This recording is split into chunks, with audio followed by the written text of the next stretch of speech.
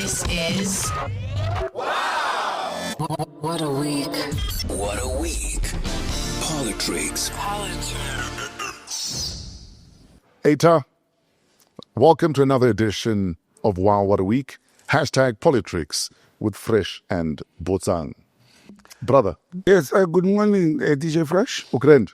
I'm okay, my brother. I can't complain. Yes, sir. Looking nice and warm. Kawabona, Roboke Nyale, Dai, waistcoat, Yadi, the safari, it's the African dictator. It's not the nicest, but it's cold, so I had to take care. Mine is by Kosinkosi. I saw that. It's very nice. I'll ask her to make you one so that at least it'll be fashionable. Because right now got to get GQ, we're now Hunters SA.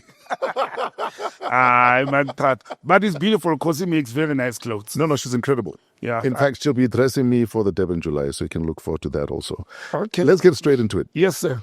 Speaking of fashion, there's stories of caps being stolen and being taken to Malawi to bewitch or work on Duduzane Zuma.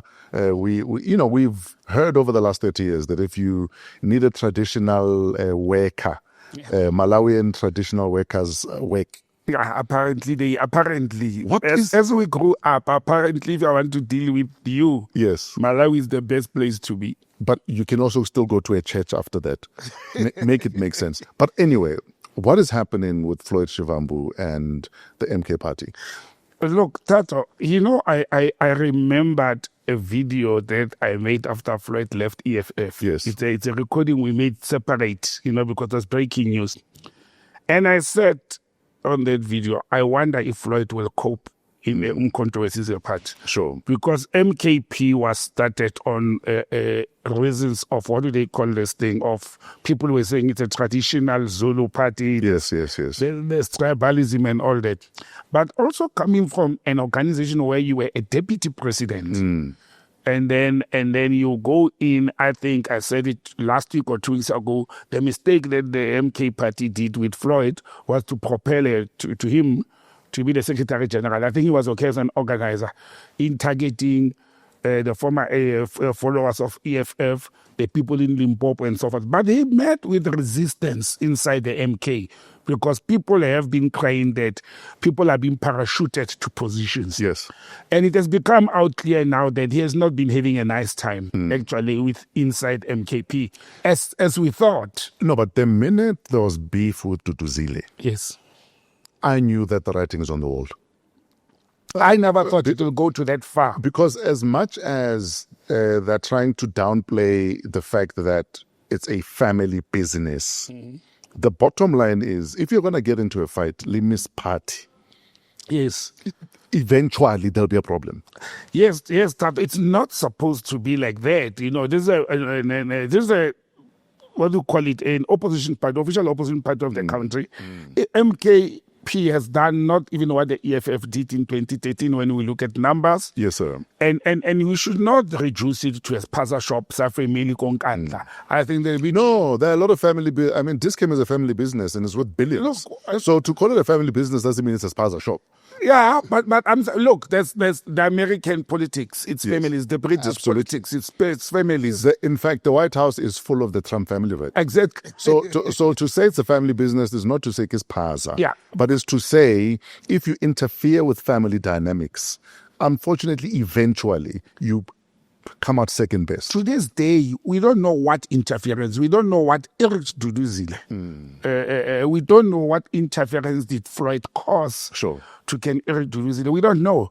I don't think it's the only thing. Having listened to him now in the past week. But also the way he's carrying on, not to me, he's sounding a tad unhinged. He is. He's sounding a tad, why don't you count to 10?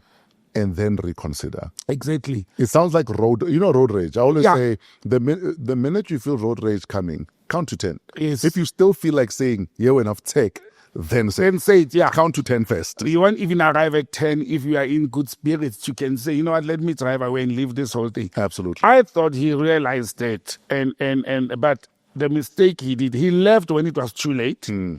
But when he realized that it's going to be rageful and there's going to be problems, he left.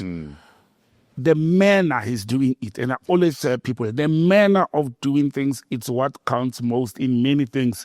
Floyd should have, and we'll come to the politics part of it, focus on what he's intending to do and not insult and not call people names and start talking things of witchcraft. Who will take him serious at this damn age? Calling people druggies, alcoholics. And alcoholics, you understand? And somebody was saying to me, he may change. So my brother Papi was saying Floyd will just go in the court papers because now Samuel Ondlela has filed, served him with court papers or legal papers, not court, legal. Isn't a political statement an argument that often they give?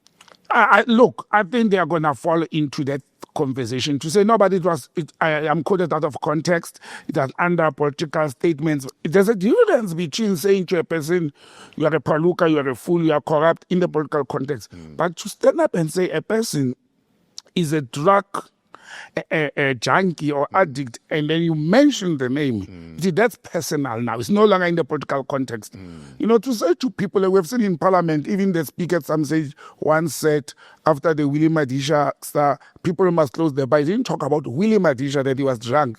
It was that after his stance, the speaker then said, actually, they think the bar in Parliament must start closing earlier than 10 o'clock because people come to Parliament the following day, last. Wasn't there a time Julius Malema, CIC of the EFF, made an accusation against Minister Naledi Pandor? Yes, yes. And Juju said there was a political statement. Yes. But it was still personal, though. It was personal, yes. So, it depends, Tato. People take drugs. For me, some people think Botsang is an alcoholic, Tato is a drug junkie. Okay? You know, I'm using examples. It is more personal to say a person is using drugs because it's an illegal substance. Sure. Or while alcohol is not illegal, it is not illegal to get drunk in your house. It's not healthy, it's not recommended.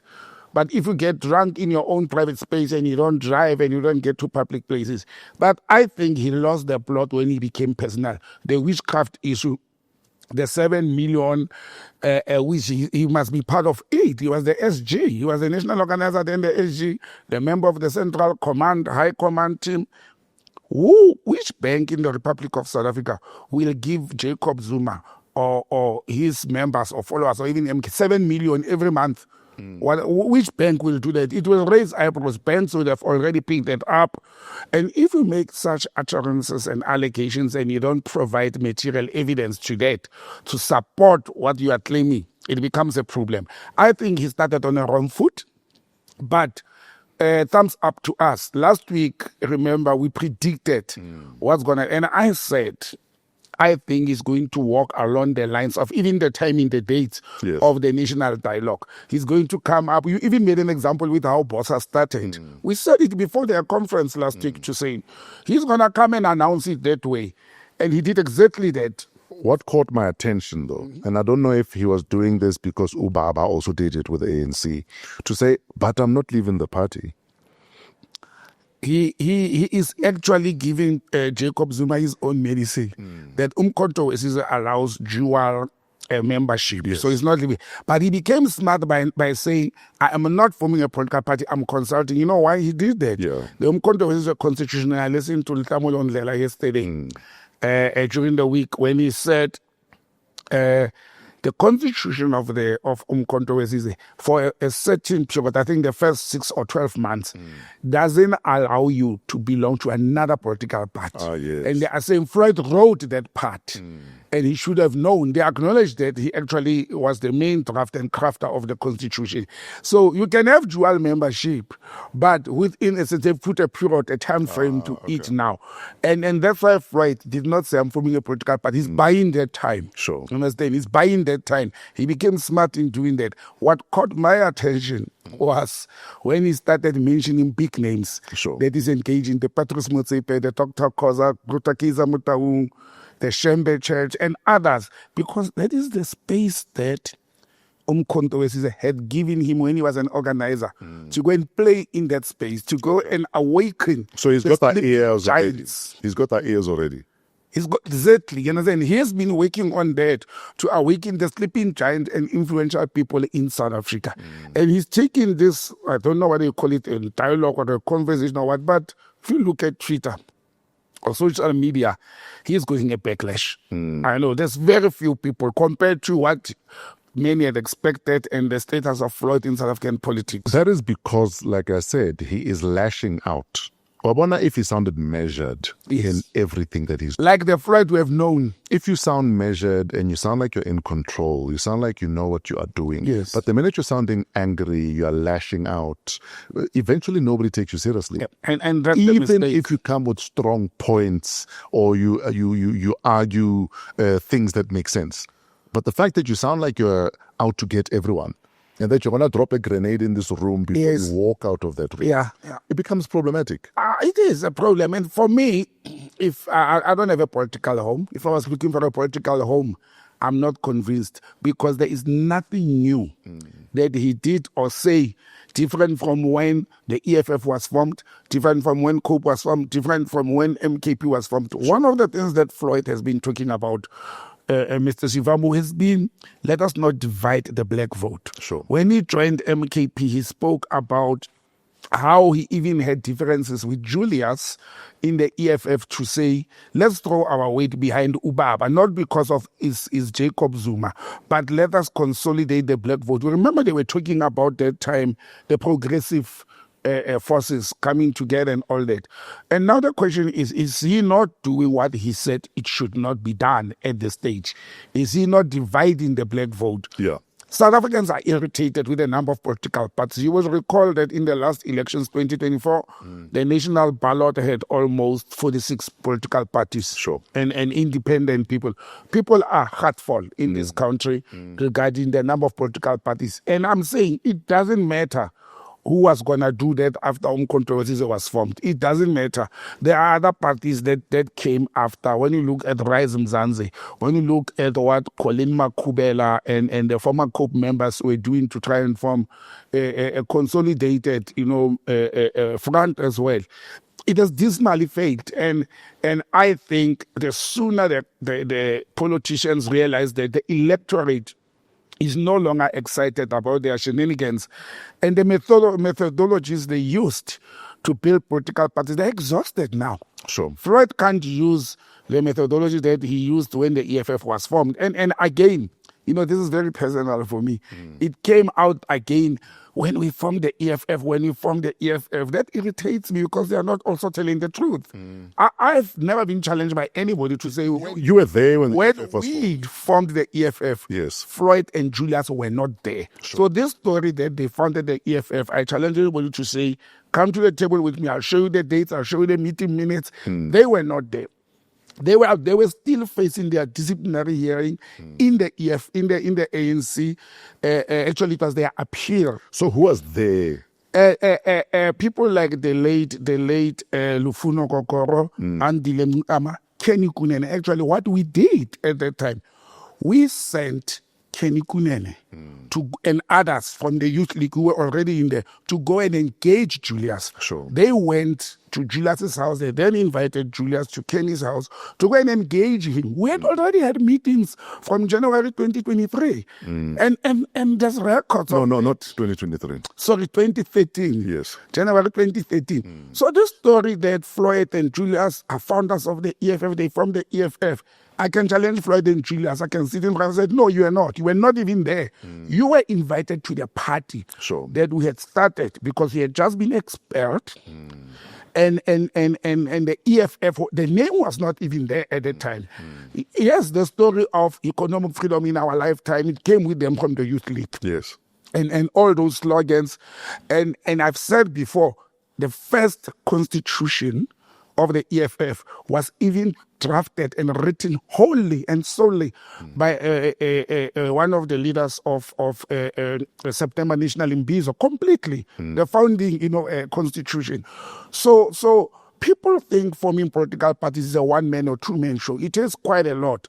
I like the names that Floyd has mentioned in people who have been ISO, but also some of them are old. How do you mention engaging Patrice Motsepe when he is a member of the ANC? The ANC has already, some of the sectors of the ANC have pronounced Patrice Motsepe that he must contest. And this dialogue, and then there's a national dialogue. You are also timing There's nothing wrong in challenging the president. I'm one of the people who actually wants to challenge the presidential national dialogue to say it won't serve the purpose of what the country needs.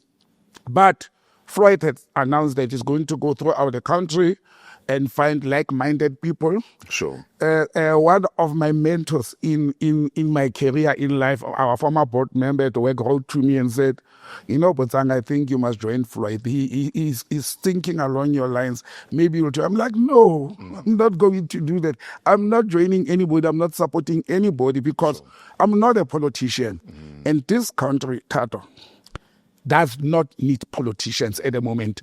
Actually, the world has given politicians too much power. Sure. And they have messed up the world.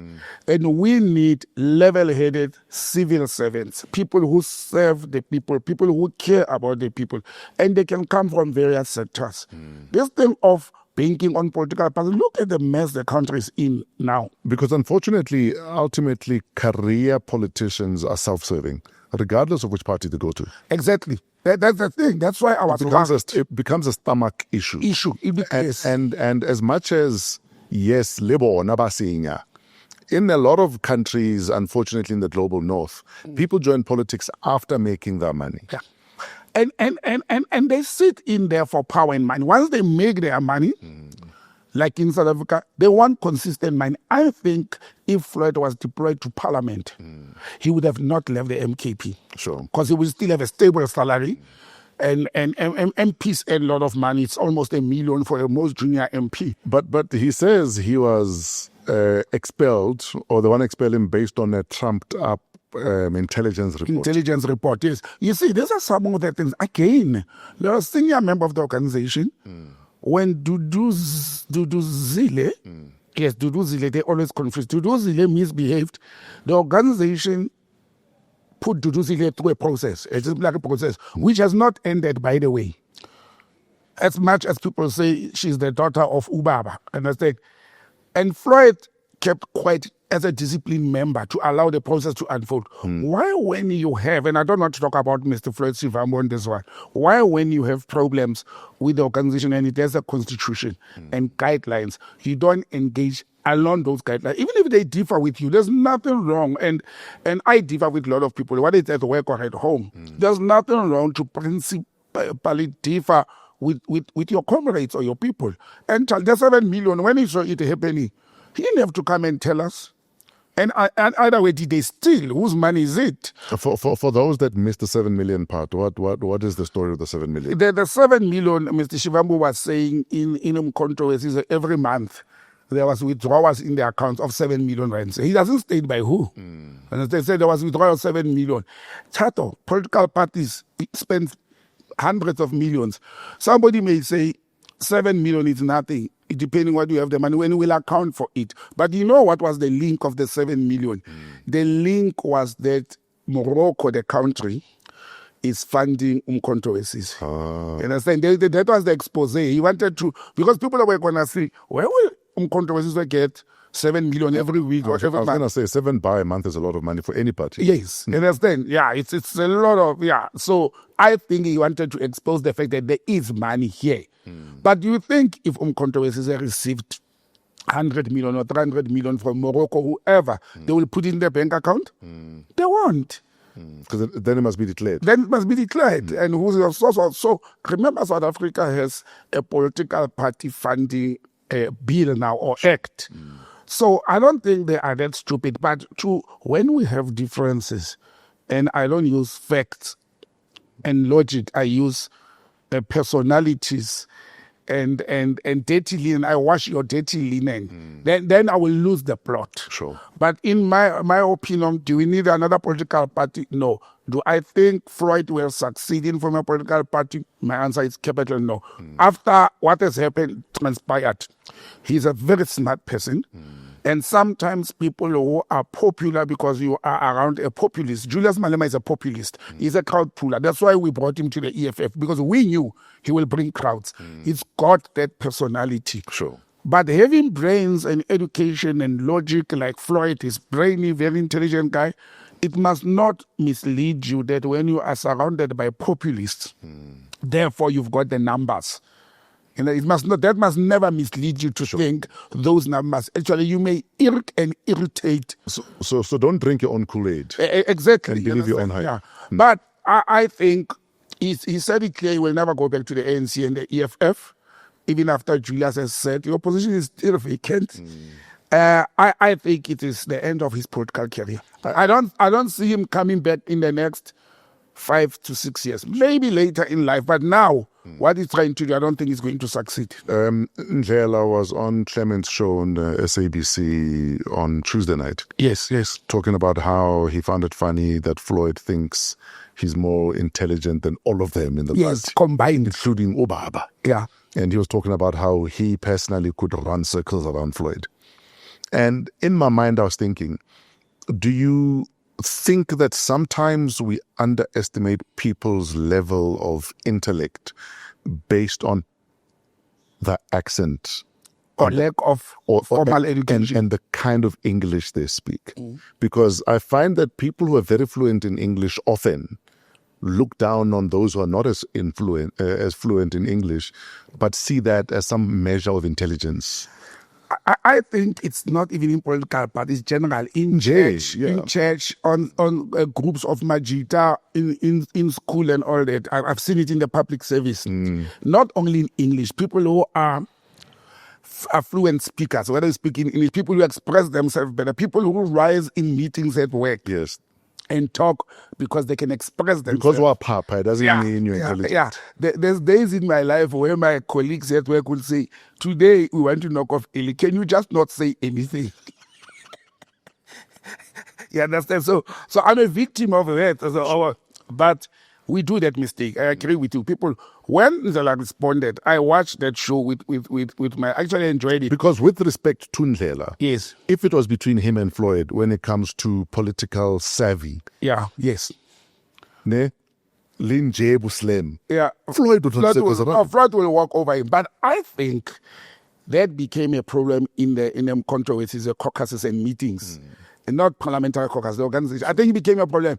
The way Ndlela responded, it said to me, there has been a problem. Yes. He was talking over everybody. Remember, there's Dr. Khope in there. There's Ndlela that is well-spoken. You know, he may not be a political animal like them, but he represents himself well. There's them Botsang Moiloa who are civil servants, come politicians, and there's quite a number of people. There's Andile Mkame sitting in there. So you can imagine the brains that were in that room. It's a massive brainstorm. Yeah, then you bring technocrats like the former CEO of Transnet, Mr. Molefe, and then you have people like Luther Libelo, you know, very, very well-informed, well-seasoned former civil servants with over 20, 30 years experience in the civil service and politics. You know, so I saw a joke that somebody said Floyd must go and be a Joel Netshitenze of South African politics, because the people in the ANC that created this thing that Mr. Joel Netshitenze was the brains of the ANC. They used to tell them the intellectuals and all that. But politics, sometimes you have dogs and cats, sometimes you have pigeons in there who are quiet but very intelligent and observing and bringing peace in the situation. You need that balance. Sure. If you lack that balance, you won't make it in politics. Speaking of 7 million rand a month, the other day, Minister Godongwana called for the auditing of political parties at the IEC symposium. Yes. And then he said maybe the fiscus should start funding political parties. How would that even work, though? Because obviously every political party would say we need X amount. And you can't just say based on how many seats you have in parliament. Because I could argue if I have 1 seat in parliament, I need a bigger budget because I need to campaign more. Yes. No, but I think Minister Godongwana is very silly and naughty because his political party is losing sponsors, the ANC. They need more money. They went bankrupt. They can't pay rent. They can't pay their salaries. And they are going to use the leverage or maybe he's a genius. The fiscus can pay the salaries. But why? Because political parties in South Africa that are in the National Assembly, they are already receiving money for being there. And it's based on the number of votes and proportion, as you said. Sure. And I like some people have brought that argument up to say, But the small ones must get a bigger chunk so that they can grow. Exactly. And that is not the case at the moment. The ANC receives more money because they've got more seats, followed by the Democratic Alliance and the Controversy. They do receive money from government. Absolutely. But he was talking about from the treasury. Yes. No, I'm saying no. That's absolute nonsense. Why do we have to fund? Then everybody will form a political party. Look, I don't have a job. Already some people are forming political parties because it's a nice plan. Yeah, It's yeah. a financial plan. If you can get one seat in the council, you already are guaranteed a certain amount of money every month for sitting in the council, and that money from that councillor. And we have seen many people doing that during local government elections. But I differ with Minister Godongwana. We don't have to do that. Actually, we must put money in needy sectors, employment, education, health, and security, than funding this political party. We don't see what they're doing for the people after they enter parliament. Understand? We don't see. Honestly, people say I'm negative and I'm too much of a critic of MPs. But after what we have seen in the last weeks, how MPs conduct themselves, how they behave, they've actually proved me right that they are not doing what they are supposed to be doing.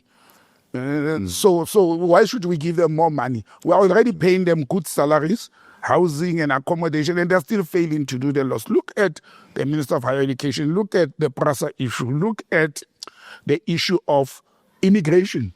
That embarrassing issue we spoke about last week. Sure. DJ Fresh, I was actually very embarrassed to see our MPs. That's the story we cut at the end of the show last week.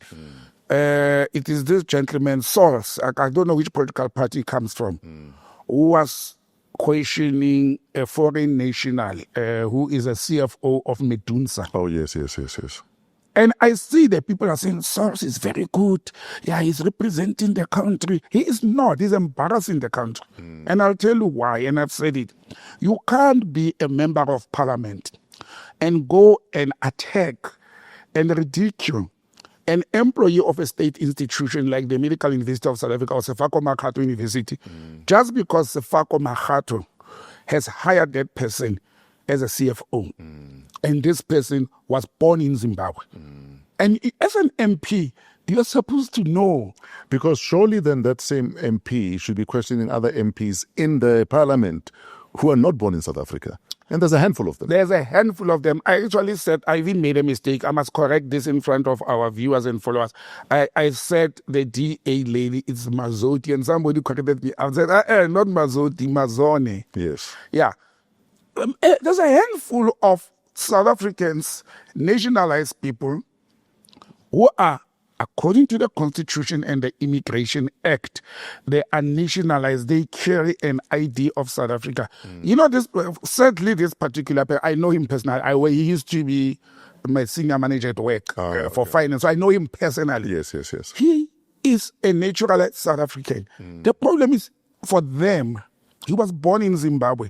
Instead of these MPs questioning their law and their constitution That allows for him to have dual citizenship. You remember the other day we had a discussion about there are countries that South Africa has dual citizenship with, and I said that was enshrined in the constitution and the immigration laws. You know why? Yes. To accommodate the British nationals towards 1994. Yes. And now they didn't realize that we signed other treaties with other countries that were friendly with us. And Zimbabwe is one of them. Zimbabwe's constitution and immigration laws allows dual citizenship. South African constitution and immigration laws allows dual citizenship. This man was born in Zimbabwe. He grew up in South Africa. He studied in South Africa. He has been working in South Africa. His 2 of the 3 kids were born in South Africa. And he became naturalized. Now, how can an MP not know the meaning of naturalized? It means we have taken a foreign national, he has satisfied and met the requirements of being a South African, and he is now a South African. And he even asked, so do you vote in both countries? And the guy said, yes, because both countries allow me. Exactly. Now, why do you want to blame that person? I understand. Why do we want to be angry that somebody from Zimbabwe is working here legally? We are not worried about somebody from England is owning a quarter of this country legally. In fact, speaking of members of parliament, Chris Wang is an ANC member of parliament. He was born in Taiwan. Xiao Mei, Harvard, former ANC member of parliament, born in China. Carl Leroux of the DA, born in Sweden. Phumzile van Dam, born in Manzini, Swaziland. Swaziland, yes. There's an EFF one as well, Naledi. She was born in Eswatini. And some haven't accepted. There's been rumors of this, but for me, it doesn't matter. I don't care. If people do things within the legal parameters of what the Constitution prescribes, the Constitution makes provision. If you are a member of Parliament and you don't like what the law makes provision for, change the law, amend the law. Say only people who are born in South Africa are allowed to work for state institutions. Don't come with stories and say to the benefactor. How do you feel that you are born in Zimbabwe and you are employed as a CFO by a South African institution? That man didn't employ himself. That man didn't employ himself. And he didn't even give himself the citizenship of South Africa. That government, those people, those sleepists, those MPs, they gave him, they made the law to say you can give him. Now, why do they want to question? I had wished it was me on that seat. I would have addressed that MP. That people are clapping hands that he's patriotic. He's not patriotic, he's embarrassing us. Understand? And for me, that's a challenge that we are sitting with MPs that they don't know what they're doing. They don't know the power and they possess. And unfortunately, some of these committees, because a lot of these committee meetings now become trending videos. Yes. It almost feels like some of them are grandstanding. Yes. Or they're looking for their own viral moment. Because often it's not even that you're asking certain questions. Sometimes it's the how. It's the how. Sometimes it's so performative. You can tell that this person is trying to embarrass the other person. Yes, that's what they do. They are theatric. They are showing that their political party that I come from, it's standing for South Africa. Yeah, Rona re dila ka bone, will expose this thing, embarrassing themselves. The other day I mentioned how one of the people I respected in business until you got into politics, the chairperson of SCOPA, Songezo Zibi, yes, went on a rampage to attack the REF CEO. 2 weeks after things turned around, the REF CEO was called under suspension, called into Parliament and the board. And it became very clear to those who watched both interviews that actually the board is a mess, not the chairperson. Sure. The media went and said he rented the building. He said, where? I didn't rent the building. This board, this divided board approved that. I implement. I'm the CEO. Now, Sonja is sitting with the egg on his face, and I've seen the statement of Scopa saying they're going for RAF because their board has been misleading them, has been lying, has been withholding information.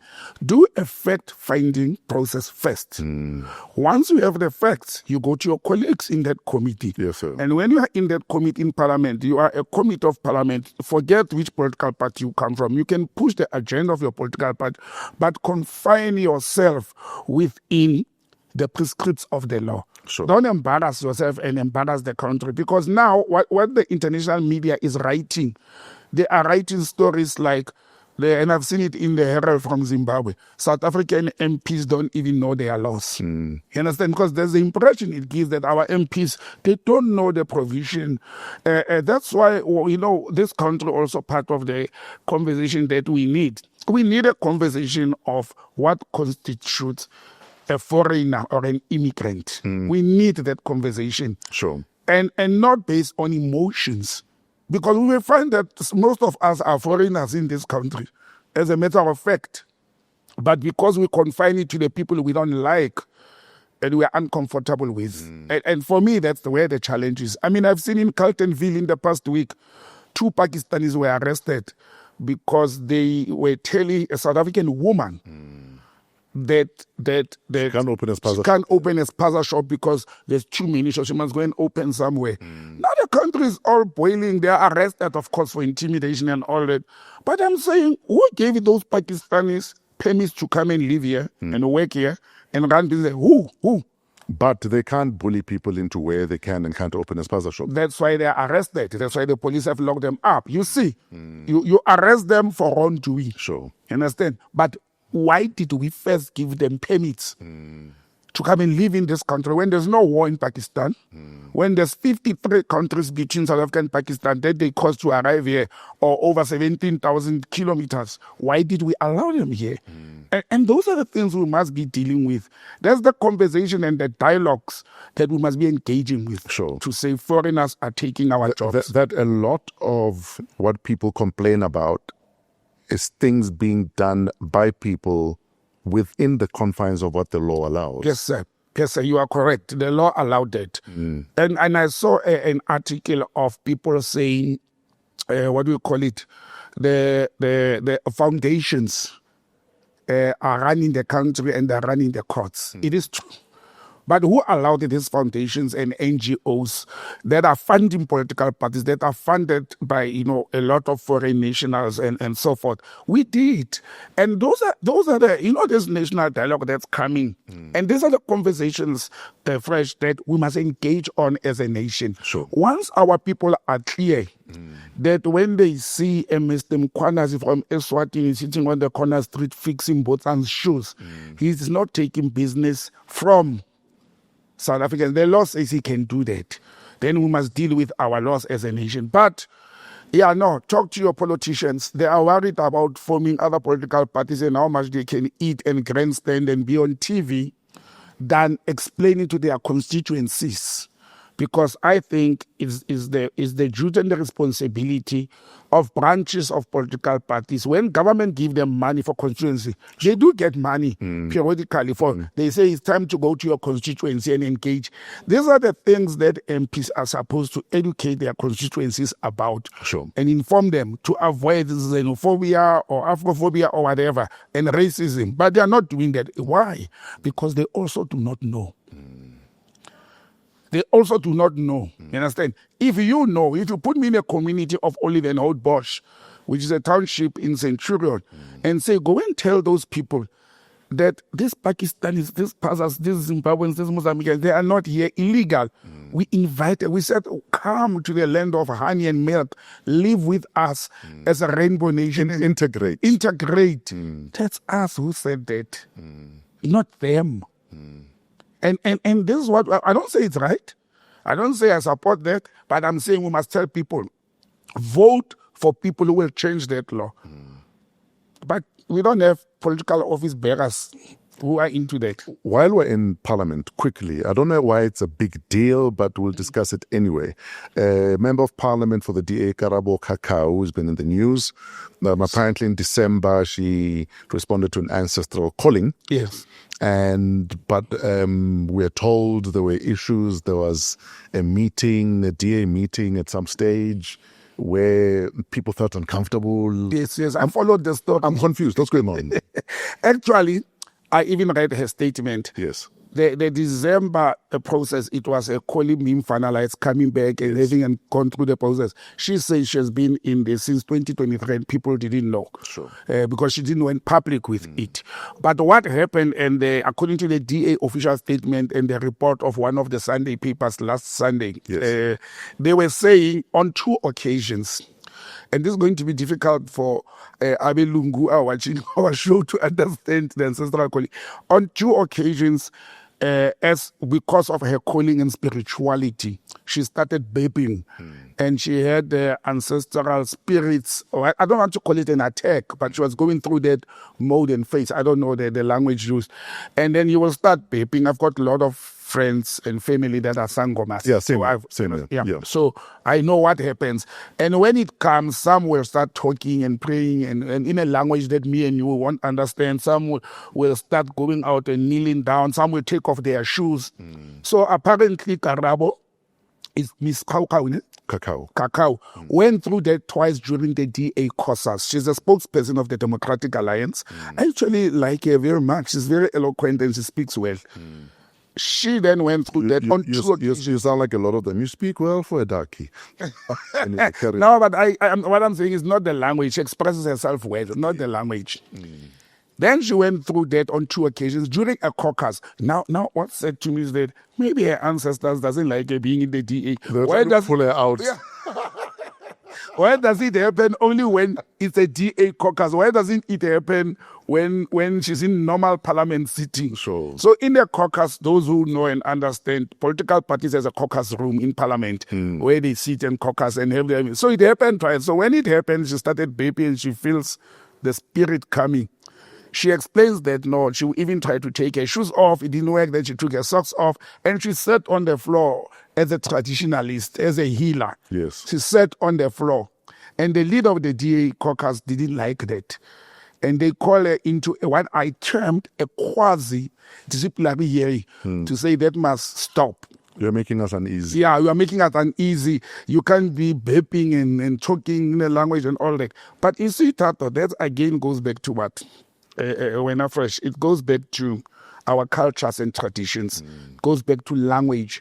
It goes back to white people not wanting to understand our cultures and tradition. People, when we talk of culture and tradition, they think of the clothes, the Zulus dancing and throwing themselves over the floor, Botswana and Basotho singing khiba and all. They think that is what we call about culture and tradition. That's all. Don't you think there was a wasted opportunity on her part to say, guys, this is what I am going through. So if this happens, don't be alarmed. Okay, let me make an example of people that I worked with that sometimes during the course of working, they will have to take a break to go through the process, Yes. spiritual or traditional process. When they come back, I've had colleagues that will not just come back and with beads, they will inform HR. So if she hasn't informed them and explained to them, then she's also equally guilty of not educating them, because it's not all black people as well understand and welcome them. Our people still have an issue of when they see a traditional healer. There are people who still regard sangomas as witches. When they see a traditional healer with the beads and They the think kanga, black magic. and they think black magic, they don't understand. So it's the duty of the person to inform them, educate them. It's an opportunity. But she said, and without defending her, she said she thought her colleagues understand, because when she took a break to go through that, she informed them. Okay. You understand? But So did- they knew. But did they know that after when you come back, there might be sporadic burping, for Yes, instance, yes. that I might do? Yes. Don't be alarmed. That's what it is. That's what you should have. Especially in an environment where burping loudly is frowned upon, as it is. There is, You know what I mean? Yes. So already we're living in such a cultural melting pot that to some people you are rude if you burp. Yes. if you burp Yes. aloud. To some people, yeah. But if I understand that you will sporadically burp as part of the journey that you're on, spiritual journey. then I understand and it's okay. I don't know. Because if you hold it against me after I have told you, then we have it. Then yes, we don't know what happened. We don't know how she informed them. But you are correct. There was an opportunity to educate them, to make them understand. Because, like I said, I've worked with people who will go through that. You understand? And because I've made it my business to inform myself what spiritual people go through. And spirituality does not mean sangomas only. Yes. We have some people in some churches, and I've been to the ZCC church. People will just collapse and faint and do all those things. So if you have an understanding of what may happen, then it shouldn't be drama. But like I said, I wonder why does it happen only in the caucus? And maybe his ancestors are against this white party she belongs to. But again, fresh, how many white people have done wrong in the DA? Their ways of life, comments, racist tones, including Helen Zille herself, and they get away with it. They're not being dragged into DCs or what, because they explain it after I'm quoted out of context. You understand? And I mean, how many times did we hear that Steenhuisen has gone to America without approval to ask for money, and they get away with it? I don't know why Africans don't learn from the DA. They are not party members. Not party, the political party. Lebakapile. Yeah, Bakapile. They should know their position. Or Mavis. Yeah, or maybe there you will be called in when there's crumbs and leftovers. It is like that. People who still believe that the DA is a multiracial party, they are lost. It's not. Yes, it accepts all colors in order to increase their numbers. And look how smart they are. they make their face normally spokesperson and what, but a black person. And once you start vaping and coming with some spiritual stuff, they'll be shifting it aside to mark the space. Watch how there's gonna be a fallout. Right.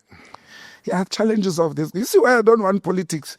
I'm really tempted because I want money now. But I must just check where I'll make quick money. Okay, guys, if Botsang was to go into politics, which party do you think he would slot nicely into? Because obviously they'd have to parachute you in. Yeah. In fact, the other day in Bucks, SG of the ANC was alluding to the fact that if Ntate Motsepe is not a member of a branch, Yes. you can't just parachute him in to be president. Yes, He yes. must join the branch first. Yeah, but it's okay. What are your thoughts on The that? ANC constitution does not allow that. You must be a member for 5 years. I don't know other political parties. But yeah, let the viewers tell me if I want to go in where I can make money and guide. Look, I don't want to, but you know, Action SA? Or jumpy, sorry, make money, man. You're there for the people. No, I want to make money primarily. I'm not there for the people. I make money. When I have money, I will share my knowledge so that the people must understand what's going on. Okay. No, I'm there for business. Okay. No. You know what I like these days? Action SA, they're making sense to me. Sure. Political sense, not civil and well. They are making political sense to me. I'm not joining anybody, but I'm saying if Herman approaches me. But these are the same guys, Baba Jutile, just to get a vote in a budget. It's okay. The Linda will jute them. You see, the purpose is duty. And that's the Bossa, Rise Mzansi, Action SA, Patriotic Alliance. There's a lot of money there. You know, there's talks now that who's this guy? Floyd Shivambu went to Malawi to get money from Papa. No, but he took a hat to design to go and bewitch him. What do you mean? No, man, the other stories to get money from Papa to come and form this political party in South Africa. Then there's a story of Johan Rupert. Some old 2023, 2024 newspaper articles came out that suggested that Johan Rupert may be funding Floyd. I will not rule that out, not because Floyd has been bought by white capital. I'll tell you what's going on, Tad. The South African politics, the more black people or black voters or Africans are divided, the better for white capital.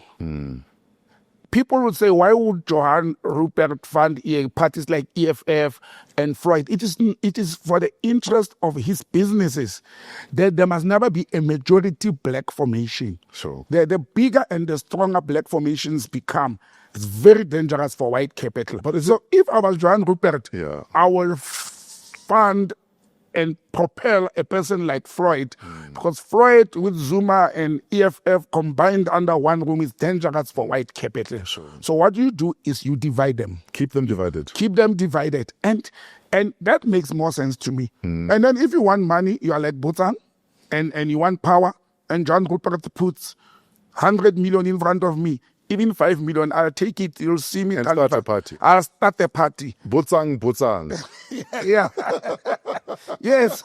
Ask Botsang. I will take it. I'll go and steal people from all political parties because the intention is not to unite the people. The intention is to make money. But isn't it generally like that a united, organized, woken up Africa is not in the interest of the global way of doing things? Exactly. Once you start uniting, look at the Sahel region. And I said, once you start uniting, it's a problem. And because everyone has a price, I would not be surprised that they're always trying to find someone who can help them get rid of Traore. Yes, and it's going to be inside. It will always be an insider who's a farikinyan, a little pig, who will take money and be bought. Because everyone has a price. Unfortunately, it's very difficult to work with people with hungry stomachs and unprincipled. Last week you said to me, I'll eat principles. But that's exactly the challenge. Sure. If you have a hungry person who's unprincipled, the one with the money will control that. While we're in Parliament, by the way, let's talk about scope and the committees and the roles and the outcomes. Because I think of all the things happening on social media over the last couple of months, there's more scope action on social media, Yeah. more scope viral videos than anything else happening in the country. Look, I think that's one positive thing that the GNU has brought in. Yes. That people are now more woke and aware of what parliamentary committees do, like SCOPA. There's many committees, you understand? There's the what they call portfolio committees as well, where anybody, even you as a member of the public, can report an incident or suspicion of corruption and maladministration to that committee. And now, because there are people are you know why? They've always been on television. There's a parliamentary channel on the DSTV platform. There's a parliament channel where all these committees discussions happens live. So what people have started doing because of social media, now this is where the power of social media comes in. People take clips there and they send them with comment, and it becomes a debate. SCOPA has been doing this for many years, but it was never explained. You know why? Because now there's various political parties involved in these committees. There's more political parties who wants to be relevant, who wants to be seen to be exposing the corruption of the old two parties, the DA and the ANC. So that's why there's more talks. However, my challenge with these parliamentary committees, including SCOPA, is that I can tell the debates are robust, the engagements, the evidence they put in front of them. However, I always say, what are the end results? What do we achieve as a nation after SCOPA has exposed a certain MEC or a certain premier or a certain minister for maladministration? Okay, so for instance, if we know that Netball SA or SAFA have been naughty, Yes. where are the consequences? Where are the consequences? And for me, that's the problem. The reason the politicians and MPs and political office bearers actually, because they start from a lower level, from municipalities to national, they get away with this. It's because there's no consequences. Even there's no call. It's only now that I see the DA. It's calling for the removal of the Minister of Education, Dr. I forgot the name. It's now that the day is calling for her removal, because I think the damage is so much that she can't get away with it. They're even calling her to be charged actually for an unethical conduct for lying in Parliament. But there's no consequences. We have seen how ministers and DGs and people are hauled before this committee, or CEO of state parastatals, but we've never seen one to say, you breach the code of conduct, you breach the Public Service Commission rules, you breach the PFMA, therefore you are charged for that or you are dismissed. We've never seen that. They go there and they talk, it's a talk show, then there's a report to say this minister misbehaved. And then after what happens? So these committees were duly and properly constituted. They are well within the law. They are doing a good job. But there's no consequences. There's no results of then what happens when people lie to the committees, when people break the rules. Or chow money. We have had so many cases. I mean, the other day during the course of this week, I was looking at a report from the Public Protector's Office. Do you know the story of a 15 million soccer field in the Eastern Cape? Oh, yes. 15 million gone. No, and then there's only a fence and 2 soccer poles without even a net. I think they're paying 15, and if I'm not mistaken, another 6 or 7. Yes, that was 15 million gone. And this has been 7-8 years. There's no soccer field, 50 million is gone, and it's okay. People talk about it in Parliament, newspapers, or the media exposes this thing.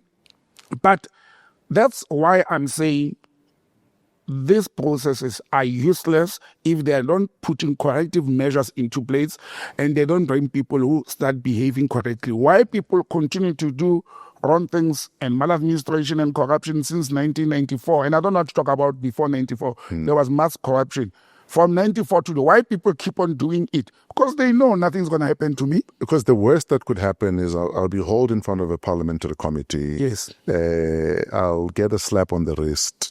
I might trend for a day or two. Yes. But the next committee will out-trend me, and then I'll go back to my life. Exactly the point. The next committee meeting deciding another thing, it will trend. We had RAF, then we had the Minister of Higher Education, then we had Denny Jordan and Safa. They come and go. Yeah, I went there, presented myself, or I said, I'm sorry.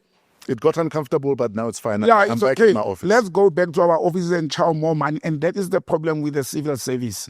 And then you find people like Botsang who are outspoken, who raise those things. They deal with you, Tato, from Parliament. You don't know how my name is running in one of the committees at work. It's running. I actually wrote to the secretary of the committee of work, and I can talk about it publicly, to say your chairperson is corrupt. It's very corrupt, because somebody reported something about my employer, and they always think it's me, even if it's not me.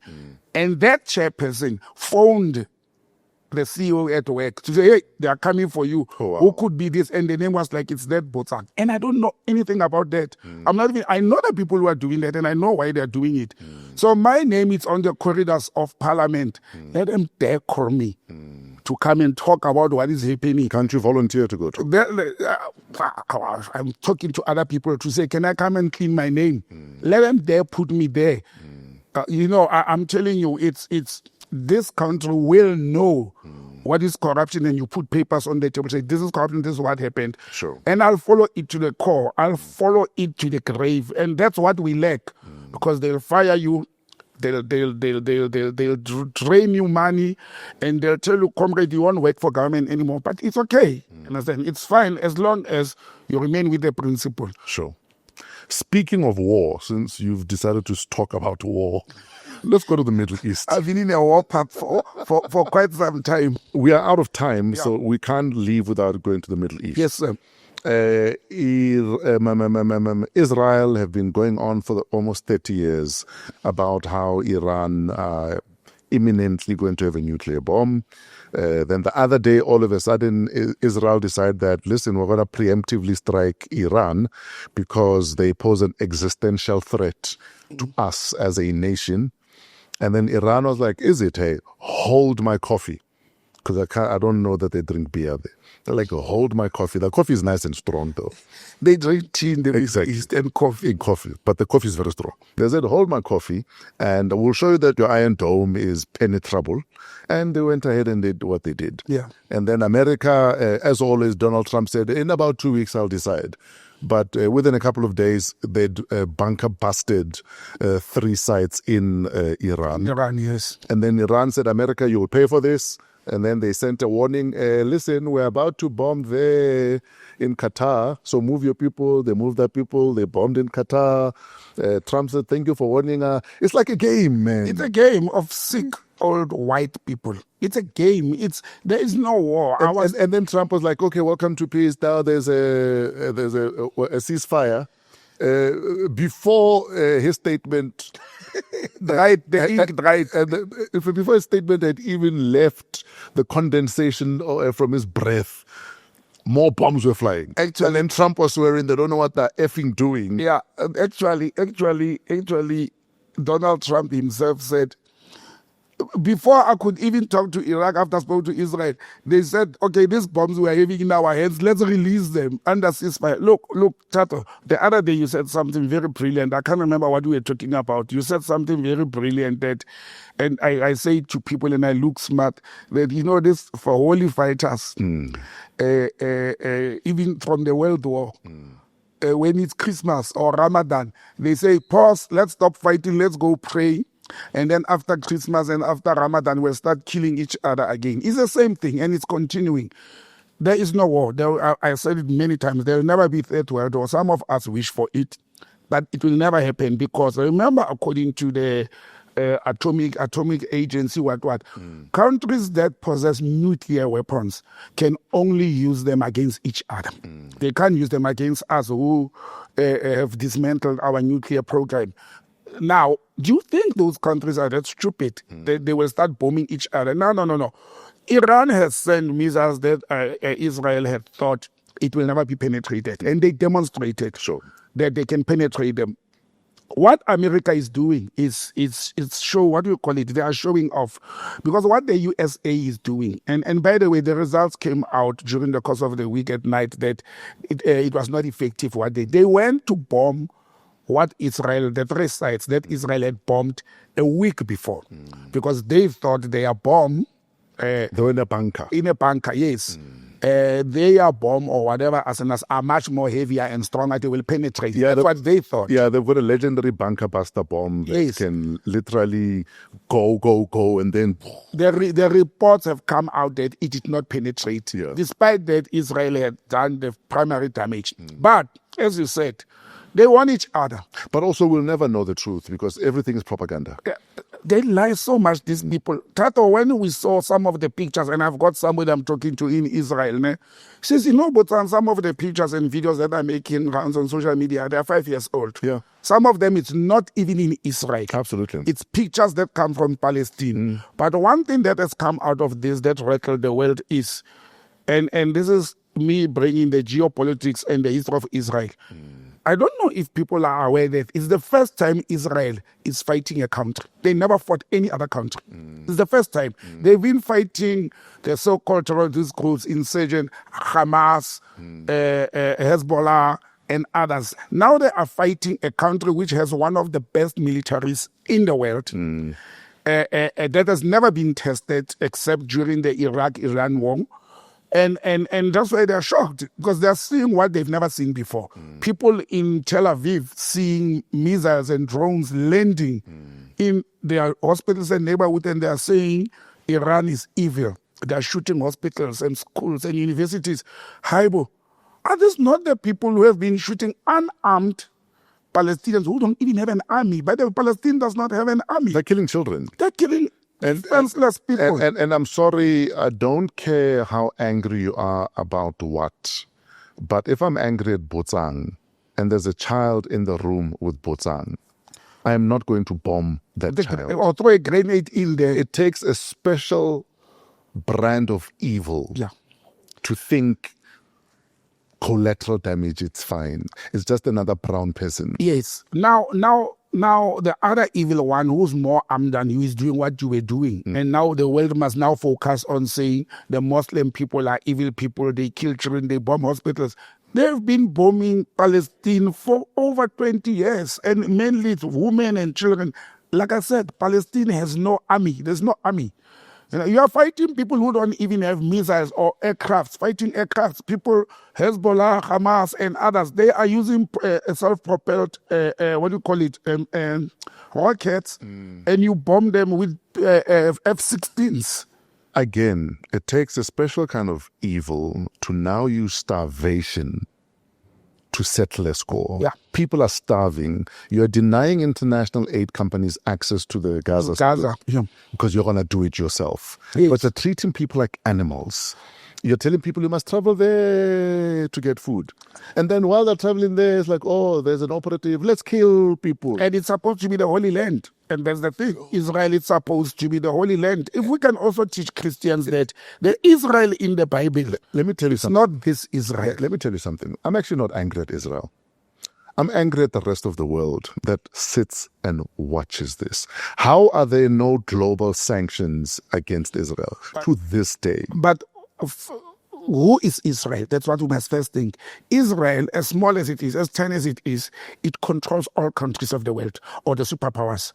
Israel controls the UK. Remember, Israel was formed by the British after the World War and the Nazi story. It was part of the Ottoman Empire. Yes. And then there's Canada, which is part of the British Empire. Then there's the United States, which is a concoction of everything. You understand?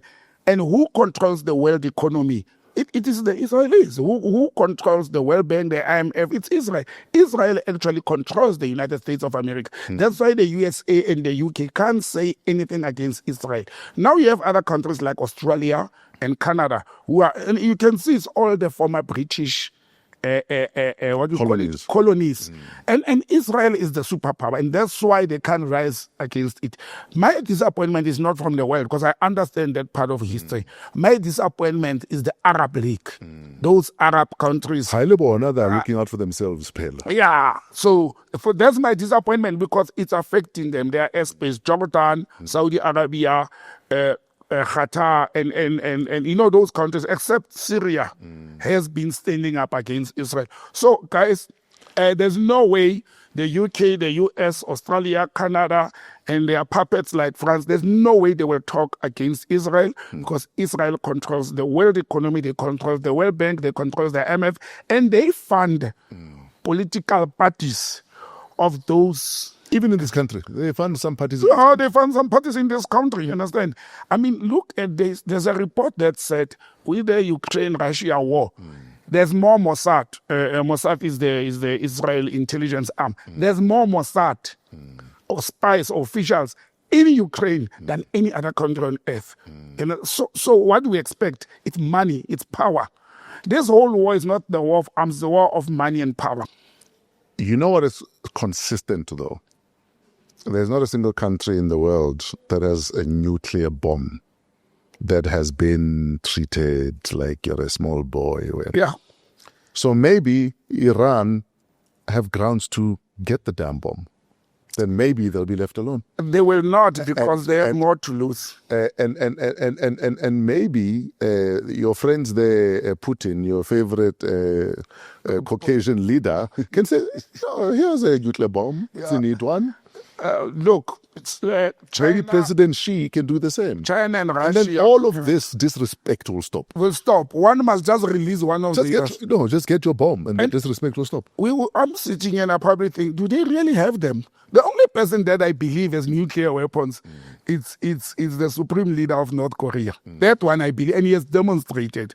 There's others, I doubt. The way they are sick, Tato, the way the American administrations have been sick, and all of them, whether it's Democrats and what, the George Bushes, the way they are sick, the late Saddam Hussein, if they had these arms and you are dying, I'll press the button. Who will want to die when you've got a button? You just press a button. I doubt if they... But that's why they attacked them, because they knew they didn't have... It was regime change. It had nothing to do with weapons of mass destruction. Because if Iraq had those weapons, they would have used them. They would not have gone into Iraq in the first place. You'll never attack a person that you say can hit you big if value they can. If value can, yes. But for me, there's an economic war. America needs money. Trump needs money. And the money is on oil. The money is on foreign trade. And who that's the whole thing. And who the hell are you to say, yeah, Iran needs regime change? The Iranians must make sure there's regime change then. No, but so Deputy Jesus that you think you're going to come and say, and I think I know what's best for you guys. Arrogance of it alone is sickening. Yet, you know, when I look at this guy, I've heard the word Netanyahu since I was born. Yasser Arafat used to talk about this Benja, and I'm surprised he's still alive. You know, countries like Iran, Iraq, and everybody are useless. When the bombings keep a sick person like that alive. When the bombing started last week, didn't you run to Greece? You ran to Greece, I think. But he still flies over the airspace. Why don't they take the jet down? But again, what people in closing don't know. In Israel, there's a political challenge for Netanyahu.